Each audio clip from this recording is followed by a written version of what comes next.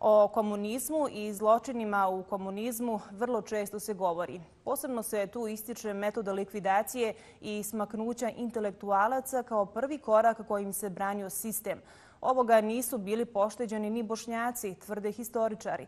Likvidacija i ubistva istaknutih pisaca i književnika koji su pripadali bošnjačkom korpusu posebno su bili očigledni od 1944. do 1946. godine, ali su se nastavili i nakon rata, kažu pojedini historičari iz Sarajeva, ali i Sandžaka.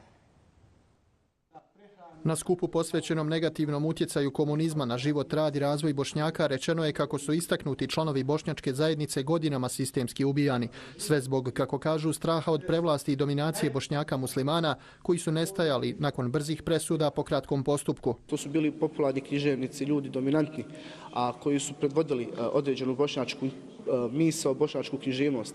Takvih primjera može se izdvojiti cijeli niz. Sve se dešavalo u periodu između 1944. i 1946. godine prošlog vijeka, a teror se, podsjeća Đunuzović, nastavio i nakon Drugog svjetskog rata. Krenut će jedan teški naporni period kada muslimani neće biti priznati kao nacija, bit će na opšavima i marginalizacija tog jednog bošnjačkog muslimanskog korpusa. U sličnom ili gorem položaju bili su i Bošnjaci Sandžaka. Nakon osnivanja Zemaljskog antifašističkog vijeća narodnog oslobođenja Sandžaka, koji je predvodio srpski intelektualac Sreten Vukosavljević iz Prijepolja, ideja je bila da Sandžak postane federalna jedinica u kojoj bi ravnopravno živjeli svi narodi. Međutim, 1945. ZAVNOS je ukinut, a pojedini intelektualci poput Rifata Burdževića smaknuti su. Sandžak je podijeljen između Srbije i Crne Gore. Sigurno da bi položaj Bošnjaka bio veći da smo imali recimo dvije federalne jedinice kao što su Bosna i Hercegovina i Sandžak sa dominantnom bošnjačkom većinom. Sandžak je trebao da bude uređen u najmanju ruku, kao da ima status kao što su imali Vojvodina i Kosovo. Sandžak i danas ima isti položaj, podijeljen je između Srbije i Crne Gore.